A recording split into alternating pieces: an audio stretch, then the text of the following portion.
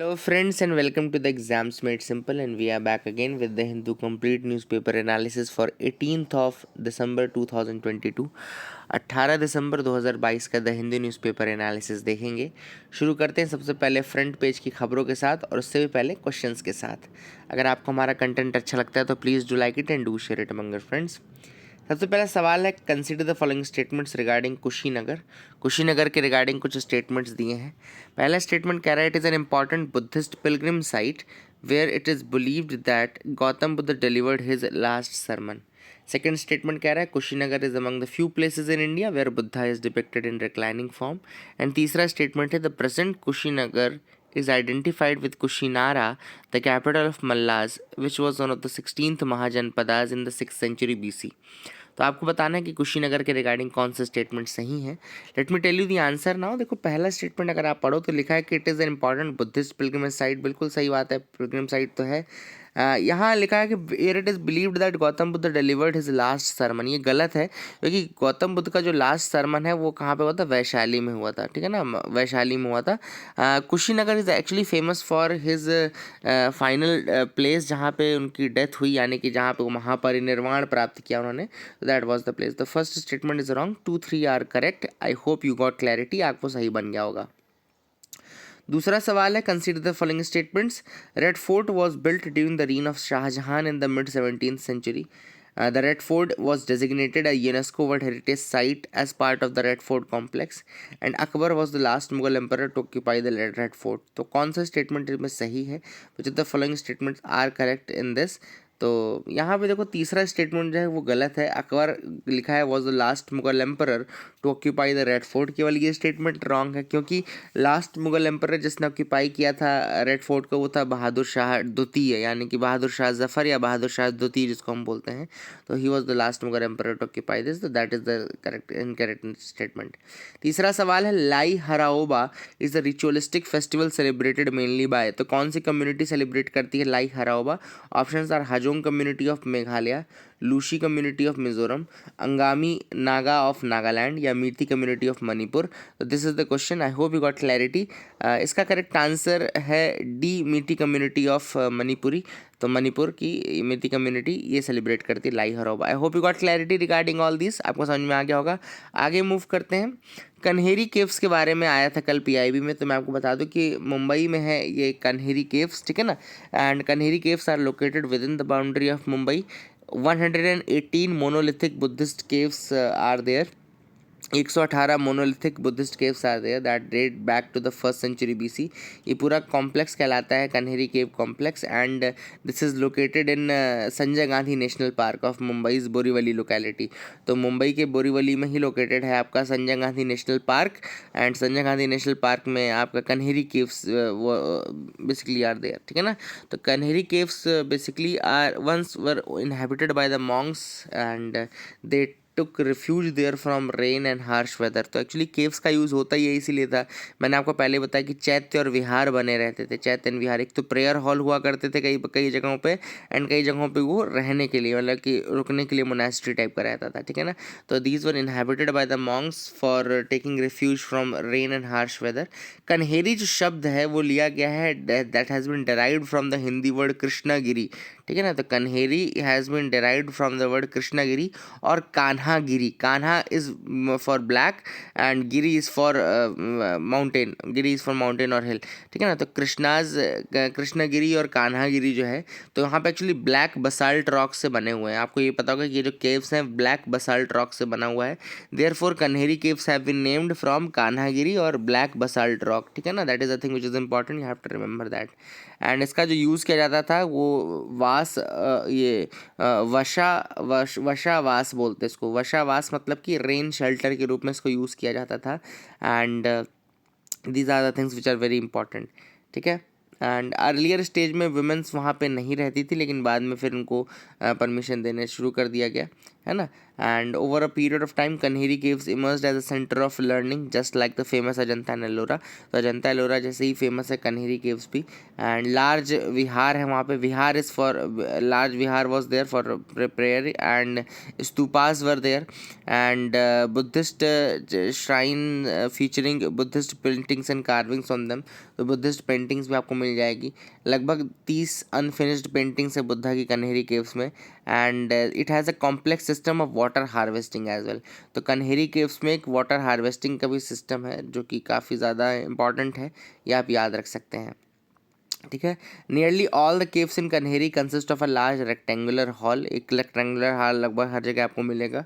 इसके अलावा केव 3 जो है it's a large structure sculptural gallery with 2 colossal Buddhas at either end. है ना, यहाँ पे एक बुद्धा के बहुत कलोसल वो बने हैं Sarnath style of Gupta era के आर्ट का, तो उस स्टाइल में बने हुए हैं. देन केव 41 जो है स्टनिंग स्कल्पचर ऑफ एकादशमुख लोकेश्वरा. एकादशमुख लोकेश्वरा मतलब कि 11 हेडेड अवलोकितेश्वरा. ठीक है ना, 11 हेडेड अवलोकितेश्वरा जो है वो Ekadashamukha Lokeshvara that is also in the Kanheri caves only. है ना. एंड अवलोकितेश्वरा का गॉर्जियस स्कल्पचर केव 90 में भी आपको मिल जाएगा. गॉडेस तारा एंड भ्रिकुटी भी आपको मिल जाएंगी केव 90 में. तो goddess Tara and Bhrikuti. So these are some of the important facts regarding the Kanheri caves. I hope you got clarity. Front page में आपको दिख रहा होगा the ultimate battle. Today is the match between Argentina and France in the World Cup 2022 final. Qatar में ये जो world cup हो रहा है उसका फाइनल फ्रांस और अर्जेंटीना के बीच में खेला जाएगा. थर्ड प्लेस जो गया है वो क्रोशिया को गया है. कल उसने मोरक्को को डिफीट किया, तो crochet is in the third position. Now let's see कि फर्स्ट एंड सेकंड में कौन एंड करता है finally. And let's move ahead. GST council keeps the tax rate same but differs की रिफॉर्म्स. कुछ की रिफॉर्म्स हुए हैं लेकिन जीएसटी काउंसिल ने टैक्स रेट सेम रखे हैं. हम बात कर लेते हैं जीएसटी काउंसिल की पहले. तो जीएसटी काउंसिल जब आप पढ़ें तो आपको 2 आर्टिकल बहुत इंपॉर्टेंट है. Article 279A1. आर्टिकल 279A1 जो है it was there in the amended constitution. आपको पता होना चाहिए एक कॉन्स्टिट्यूशन अमेंड किया गया था 2016 में उस समय, है ना. एंड उसमें ये उसमें ये कहा गया था आर्टिकल 279A1 में कहा गया था कि GST council has to be constituted by the president within 60 days of the commencement of article 279A. तो जीएसटी काउंसिल बनी 279A के तहत. एंड 279A1 जो है वो कहता है कि प्रेसिडेंट जो है 60 दिनों के अंदर, मतलब कि एक्ट पास होने के 60 दिनों के अंदर जीएसटी काउंसिल बना देगा. है ना. तो ये आपको इम्पॉर्टेंट याद रखना है. फिर इसके बाद आर्टिकल 279A जो है उसमें जीएसटी काउंसिल का मेंशन्ड है, ये भी मैंने आपको बता दिया. इसमें कौन कौन मेंबर होगा, तो let me tell you the members as well. Member में यूनियन फिनेंस मिनिस्टर इसके चेयरमैन रहेंगे. Union finance minister will be the chairman of the GST council. Union minister for state in charge of revenue of finance, ये एक member रहेंगे. The minister in charge of finance और taxation और any other minister nominated by each state government, ये भी members रहेंगे. तो obvious सी बात है इसमें मतलब स्टेट्स के भी मेंबर्स लिए गए हैं, है ना. तो that is a thing. And इसके अलावा एक और आर्टिकल है 279A4 आर्टिकल जो है 279A4 आर्टिकल बताता है कि इस काउंसिल करेगी क्या.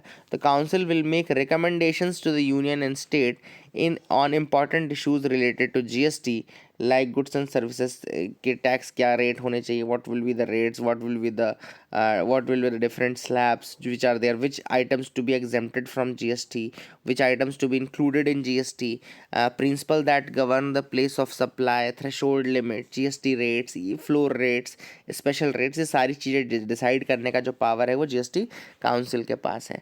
अब यहाँ पे आप देख सकते हैं कि क्या क्या किया गया है.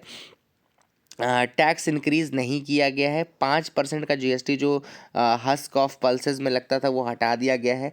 ठीक है ना. The 5% tax which was there on husk of pulses was scraped.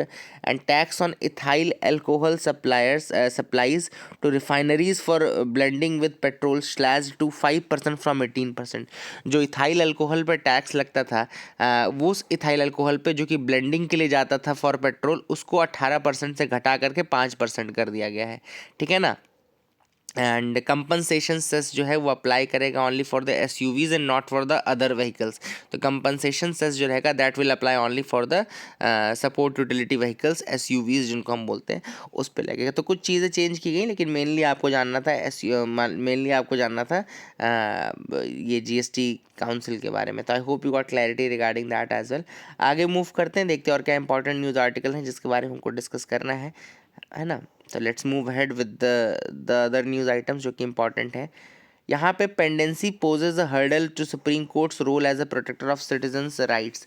अब ये आप सबको पता है कि हमारा जो सुप्रीम कोर्ट है that is the protector of citizens right, but chief justice of India का कहना है कि टॉप कोर्ट को सुनना पड़ता है every little cry for personal liberty and safeguarding rights, है ना। तो सीजीआई का ये कहना है कि top court basically has to hear about every little cry for personal liberty and safeguarding rights. And इसके अलावा जो बहुत ही मतलब ऐसे ऐसे केसेस हैं जो हमने इसको इतना ईजी बना दिया है एक्सेस, वो एक रीज़न बन चुका है इसके डिसफंक्शनल होने का। सीजीआई का ये कहना है कि basically the system is making it dysfunctional, कि हमने इसको इतना ईजी बना दिया है कि you can reach supreme court like this and that is making it dysfunctional, है ना। And that is the pendency which is creating the backlog. Pendency के कारण हम केसेस नहीं सुन पा रहे हैं, टाइम नहीं मिल दे पा रहे हैं, एंड इस कारण से एक्स्ट्रा बर्डन जो हो रहा है because of the frivolous and these and that, ये यहाँ पे चीफ जस्टिस का कहना है। सेम इसी चीज़ को लॉ मिनिस्टर ने भी आगे बताया कि जो सुप्रीम कोर्ट है that is bogged down by the frivolous public interest litigation. तो आप लोग रीजंस भी लिख लीजिएगा कि क्यों इतने सारे पेंडेंसिंग है केसेस की, क्योंकि सुप्रीम कोर्ट ने बहुत सारे फ्रिवलस मतलब बिना मतलब के भी पीआईएल आते रहते हैं ना, बिना मतलब के पीआईएल आते रहते हैं, और that is the major reason for pendency of cases, ठीक है। एंड सीजीआई ने भी क्लियर कहा कि जो बहुत सारे ऐसी चीज़ें हैं जो सुप्रीम कोर्ट तक नहीं आनी चाहिए, but they are reaching Supreme Court and that is the reason why it is creating pendency। कुछ और रीज़न भी है पेंडेंसी के, मैं आपको वो बता दूं, वो भी आप लिख लीजिए क्यों केसेस इतने पेंडिंग है। तो लिखिए वैकेंसी ऑफ द जजेस, मतलब जजेस का जो अपॉइंटमेंट नहीं हो पाता, that is another reason. Frequent adjournment of the courts का भी फ्रीक्वेंट एडजमेंट होता रहता है। इसके अलावा lack of adequate arrangement to monitor the mechanism to monitor the cases.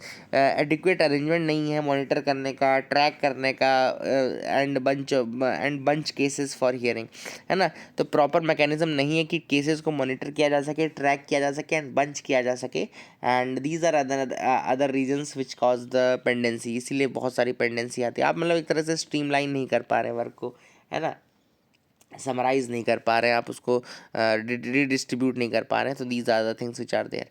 आगे मूव करते हैं, देखते हैं और क्या इंपॉर्टेंट न्यूज़ आर्टिकल्स है जिनके बारे में हमको डिस्कस करना है। तो can move ahead with me. Government says breast cancer not a matter of national और एक्सट्रीम अर्जेंसी। तो यहाँ पे गवर्नमेंट ने पिटीशन दायर करते हुए सेंटर ने अपना सबमिट किया है केरला हाई कोर्ट में रिस्पॉन्स, जिसमें उन्होंने कहा है कि breast cancer does not fulfil the condition of a national और एक्सट्रीम अर्जेंसी, एंड इसीलिए कंपलसरी लाइसेंसिंग के अंतर्गत इसको हम नहीं इसकी मेडिसिन नहीं कर सकते, ठीक है ना। तो गवर्नमेंट ने कहा है कि ये क्वालिफाई नहीं करता है as the matter of national और extreme urgency, and therefore we can not go for compulsory licensing. अब ये सारे मैटर मैं आपको बताऊंगा। सबसे पहले मैं आपको बताता हूँ केस क्या है। केस एक्चुअली सरोजा राधाकृष्णन का, she is deceased now, but she was diagnosed with type of breast cancer called luminal A. तो याद रखिएगा ल्यूमिनल ए, अगर आपसे कोई पूछे क्या है, it's a type of breast cancer, ठीक है ना। Luminal A is a type of breast cancer, ठीक है। अब यहाँ पे मैं आपको थोड़ा सा ब्रेस्ट कैंसर के बारे में अगर बताऊँ, जैसा कि न्यूज़पेपर में आया है, तो Indian council of medical research का डेटा कहता है कि लगभग 100.5 out of 10 lakh women were being diagnosed with breast cancer, ठीक है ना। नहीं, 1 lakh women, not 10 lakh, 1 lakh women, 100 out of 1 lakh women were being diagnosed out of from breast cancer, ठीक है ना। इसके अलावा अगर मैं और आपको चीज़ें बताऊं तो लगभग at present 1,82,000 cases of breast cancer are there, and the projected cases can move up to 2,50,000 by 2030, ठीक है ना। And according to the World Health Organization लगभग 23 lakh women are diagnosed with breast cancer and 6,85,000 deaths globally have have happened because of the breast cancer. इतना बड़ा आंकड़ा है, इतना बड़ा नंबर है, फिर भी सेंटर कहता है it is not a urgency, it is not urgent. मतलब पता नहीं कितने डेथ्स चाहिए या कितने केसेस चाहिए गवर्नमेंट को in order to call it an urgent matter. जो PIL गई है उसमें कहा गया है कि it is the right to health, है ना। क्या होती है इसमें, एक दवाई होती है, इसकी एक दवाई होती है जो कि काफ़ी ज़्यादा महंगी होती है ना। तो कई जो पिटिशनर है उसका ये कहना है कि इतनी ज़्यादा महंगी दवाई है तो हम कैसे अफोर्ड कर पाएंगे। इस दवाई का नाम है राइबोसिक्लिब, ये लिख लीजिए आप लोग, ribociclib is the medicine for breast cancer. तो उस जो पिटिशनर्स का ये कहना है कि उनकी जो मंथली आय है, मंथली इनकम है वो 74,400 है। वहीं पे मंथ का अगर हम मतलब कॉस्ट देखें राइबोसिक्लिब पे ऊपर तो लगभग 58,140 है।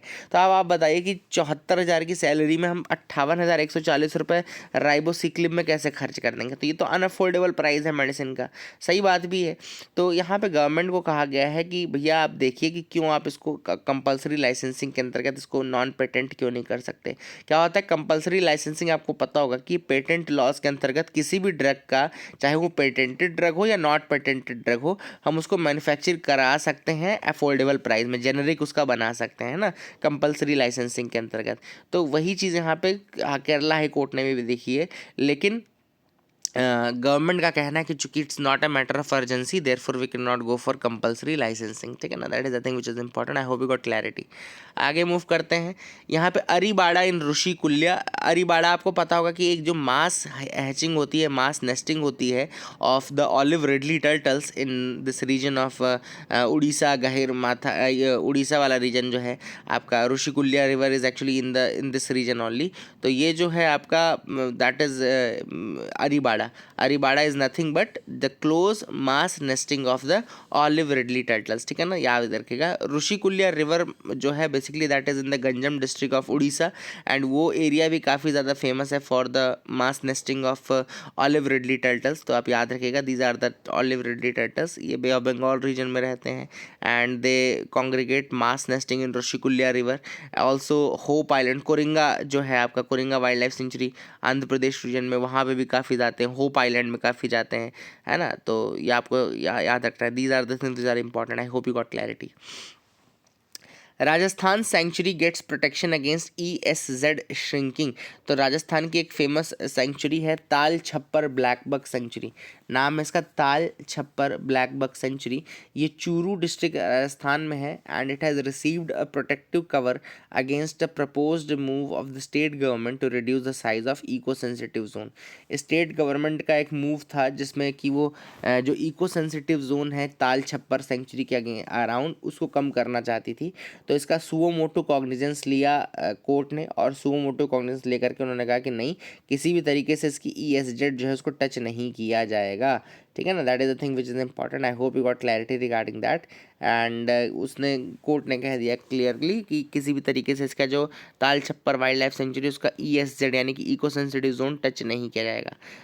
ये जो सेंचुरी है it host nearly 4,000 black box and 40 species of raptors and more than 300 species of resident and migratory birds. तो इसका कोई भी वो टच नहीं किया जाएगा। That is the thing. Country का जो बीडी हब है वो कहाँ पर है, तो याद रखिएगा कंट्री का जो बीडी हब है वो मुर्शिदाबाद में है। एंड यहाँ पे एक एक्सक्लूसिव हॉस्पिटल है for the workers of beedi industry. And उस हॉस्पिटल की जो कंडीशन है, मुर्शिदाबाद आपको पता है ना कि ये वेस्ट बंगाल में, मुर्शिदाबाद इज़ इन वेस्ट बंगाल। तो ये हॉस्पिटल जो है it is for the workers of beedi industry and it lacks doctors and facilities. बहुत सारे डॉक्टर्स एंड जो फैसिलिटीज़ होनी चाहिए थी वो यहाँ पे नहीं है। तो I hope you got clarity. और मुर्शिदाबाद जो है वो बीडी रोलिंग का बहुत बड़ा हब है, ये भी आप याद रखेगा, है ना। I hope you got clarity. आगे मूव करते हैं। NASA set to conduct first global water survey from space. NASA जो है पहला ग्लोबल वाटर सर्वे करेगा from space and NASA led international satellite जो है इसको लॉन्च किया गया फ्रॉम southern California. Southern California, California आपको पता होगा कि वेस्टर्न पार्ट जो अमेरिका का है वहाँ पे लोकेटेड है on and this southern California से जो लॉन्च हुई है नासा लेड इंटरनेशनल सैटेलाइट, ये it is basically conducting a comprehensive survey of the world's ocean lakes and rivers for the first time. ये पहली बार होगा जब कॉम्प्रिहेंसिव सर्वे होगा वर्ल्ड के ओशियंस का, लेक्स का एंड रिवर्स का फॉर द फर्स्ट टाइम। इस मिशन का नाम है स्वॉट, SWOT, स्वॉट यानी कि surface water and ocean topography, surface water and ocean topography. And the advanced radar satellite is design to give an unprecedented view of the life giving fluid covering 70% of the planet. जो planet का 70% से ज़्यादा हमारा water है, उसको analyse करने के लिए, उसको स्टडी करने के लिए बेसिकली इस मिशन को भेजा जा रहा है। तो देखो इसमें क्वेश्चन किस तरीके से आ सकता है। The question can come in any form, जैसे कि क्वेश्चन आ सकता है आपका कि सॉर्ट क्या है, या सॉर्ट का फुल फॉर्म पूछ लिया, इस तरीके से कुछ पूछ लिया है ना, तो ये इस तरीके से क्वेश्चन आ सकते हैं। दूसरा, सॉर्ट किसका मिशन है, ये भी पूछ सकता है। तो ये तरीके क्वेश्चन के लिए आप लोग तैयार रहिएगा, ठीक है ना। These are the question which can come, and ये आप याद रखिएगा। I hope you got clarity regarding that as well. तो यहाँ पे हमने आज काफ़ी कुछ सीख लिया है ना। आगे मूव करते हैं, देखते हैं और क्या इंपॉर्टेंट न्यूज़ आर्टिकल हैं जिसके बारे में हमको डिस्कस करना है। तो ये इसको एक और चीज़ याद रखिएगा कि इसको फैल्कन 9 रॉकेट से, फैल्कन 9 रॉकेट आपको पता होगा कि फैल्कन 9 रॉकेट जो होता है वो ऑपरेट होता है बाय एलन मस्क कंपनी, जिसको स्पेस एक्स हम बोलते हैं। तो स्पेस एक्स के माध्यम से वो चलता है, ये वर्क करता है, ठीक है। तो ये आप ज़रूर याद रखिएगा, that is the thing which is important, ठीक है। आगे देख लेते हैं और क्या इंपॉर्टेंट न्यूज़ आर्टिकल्स हैं जिनके बारे में हमको डिस्कस करना है। शॉर्ट का तो मैंने आपको बता दिया लगभग पूरा। Okay, this is the thing, results आने दो उसके बाद अपन देखेंगे। यहाँ पे एक और न्यूज़ है, genes for long life span of banyan and peepal trees identified. अब आप सबको पता होगा कि बनियान एंड पीपल ट्रीज की जो लाइफ होती है वो काफ़ी ज़्यादा लॉन्ग होती है, ठीक है ना, that is very very long. अब इसी लॉन्ग लाइफ को समझने के लिए उसके जीन्स का जीन सिक्वेंसिंग किया गया, और उसका जीनोम सिक्वेंसिंग करके ये निकाला जा रहा है कि क्यों इतनी ज़्यादा लॉन्ग लाइफ होती है। तो उसके कुछ रिजल्ट्स आए हैं। तो ये इनको पता चला कि इनमें बहुत सारे डजन्स ऑफ ऐसे जीन्स हैं which have shown multiple signs of adaptive evolution, MSA जिसको बोलते हैं, multiple signs of adaptive evolution. क्या बोलते हैं इसको? Multiple signs of adaptive evolution. अब ये समझ लो कि बहुत सारे जीन्स जो है MSA एवोल्यूशन करते हैं, multiple signs of adaptive evolution, and it has played a pivotal role in long time survival of these trees, ठीक है ना। तो यहाँ पे देखो वही चीज़ लिखी है कि genes showing multiple signs of adaptive evolution in banyan trees were mainly associated with root development, leaf formation, metabolism and reproduction. कहाँ से जो साइंस ऑफ अडेप्टिव एवोल्यूशन हुआ कहाँ से है, वो मतलब कहाँ कहाँ अडेप्टिव एवोल्यूशन देखा गया है? तो रूट के डेवलपमेंट में, लीफ फॉर्मेशन में, मेटाबॉलिज्म में, एंड इसके अलावा रिप्रोडक्शन में। And genes with multiple adaptive evolution people were mainly associated with root development, reproduction and metabolism. तो same goes with people as well, root development, reproduction, metabolism, इसके ही jeans जो है वो मल्टीपल वो आपका अडेप्टिव इवोल्यूशन शो कर रहे हैं, ठीक है ना। And disease resistance gene families showed gene expansion as well as high gene expression in these two trees. जो डिसीज रेजिस्टेंस जीन्स हैं वो भी काफ़ी ज़्यादा इन दोनों ट्रीज़ में देखे जाते हैं ना। तो मेनली इन्हीं ट्रीज़ में आपको काफ़ी ज़्यादा डिसीज़ रेजिस्टेंट जीन्स भी देखने को मिलेंगे। तो these are the reasons why peepal and banyan trees are having such a long life. The challenges of quantum computing. अब यहाँ पे क्वांटम कंप्यूटर्स जो हैं वो कौन से हैं? Basically they are the computers which are using the quantum technology, है ना। एंड यहाँ पे याद रखिए क्वांटम की जो स्मॉलेस्ट यूनिट होती है उसको क्यूबिट बोलते हैं, है ना। The unit of energy for quantum is qubit, and qubits को ही स्टडी करके कंप्यूटर जो है वो यूज़ कर सकते हैं क्वांटम कंप्यूटिंग का। तो क्यूबिट याद रखिएगा, it's the fundamental unit of quantum computing, है ना। क्वांटम कंप्यूटिंग की जो फंडामेंटल यूनिट है वो क्यूबिट है, and it could be a particle just like an electron, and some information is directly encoded in on a qubit.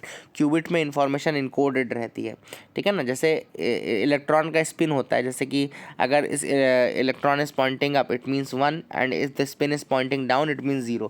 तो इसके spin से आप पता कर सकते हैं कि क्या है, 0 है कि 1 है। जैसे कंप्यूटर आपका बाइनरी में चलता है ना, 0 1 में चलता है, तो अगर इसका स्पिन जो है वो पॉइंट अप कर रहा है तो इसका मतलब 1 है, और अगर इसका स्पिन डाउन की तरफ पॉइंट कर रहा है तो 0 है, ठीक है ना। तो that is the thing which is information, और इसी इन्फॉर्मेशन को क्यूबिट्स में सुपरपोजिशन के माध्यम से एक्सप्रेस किया जाएगा। Superposition is a phenomena in superposition is a phenomena in your physics already. जैसे कि एरविन श्रोडिंगर ने कैट का एक्सपेरिमेंट किया था, जिसमें उसने कहा था कि अगर हम एक क्लोज्ड बॉक्स में एक कैट रख दें और बाउल ऑफ पॉइजन रख दें, तो हम नहीं बता सकते श्योरिटी के साथ कि कैट इज डेड और alive without opening the box. एक सिंपलिस्टिक एग्जांपल, हालांकि मैं आपको बता दूं, लेकिन the cat is set to exist as a superposition of 2 states at that moment. Cat उस समय एक सुपर पोजिशन ऑफ 2 स्टेट्स में है, यानी कि डेड और अलाइव दोनों है एट द सेम टाइम। तो it is the superposition जो कि यहाँ पे एक्सप्लेन किया गया है। And when you open the box you force the superposition to collapse into a single state. जब आप बॉक्स ओपन करते हैं तब आप क्या करते हैं, you basically break the superposition and then you get a single state, है ना। The same thing will happen with electrons location. तो यहाँ पे सिंपलिस्टिक एग्जाम्पल है, इलेक्ट्रॉन का क्या मोशन है, कैसा है, ये क्वांटम के थ्रू ये इन्हीं प्रॉपर्टीज़ का यूज़ करके किया जा सकता है। जैसे अभी प्रेजेंटली आर्मी ने ओपन किया है quantum research facility in Madhya Pradesh.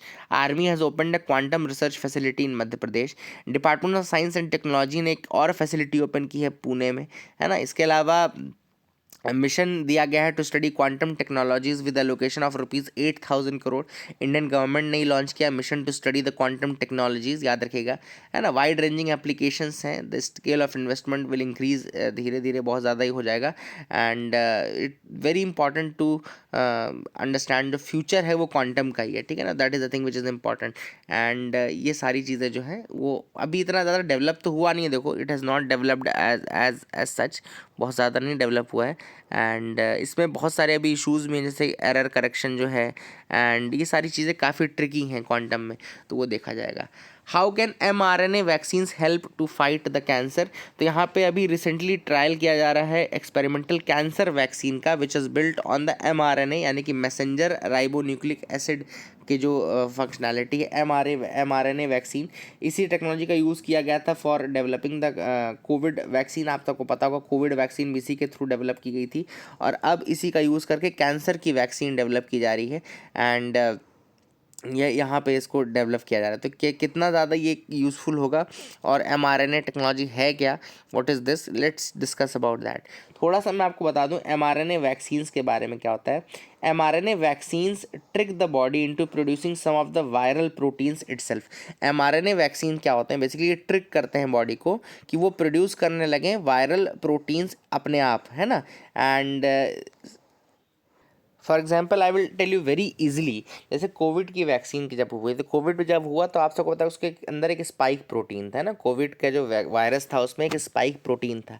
तो mRNA क्या होता है, बेसिकली मैसेंजर RNA कहलाता है। मैसेंजर क्यों, क्योंकि ये बॉडी को मैसेज देता है कि आपको यही प्रोटीन जो आपको हार्म कर रहा है वो आपको प्रोड्यूस करना है।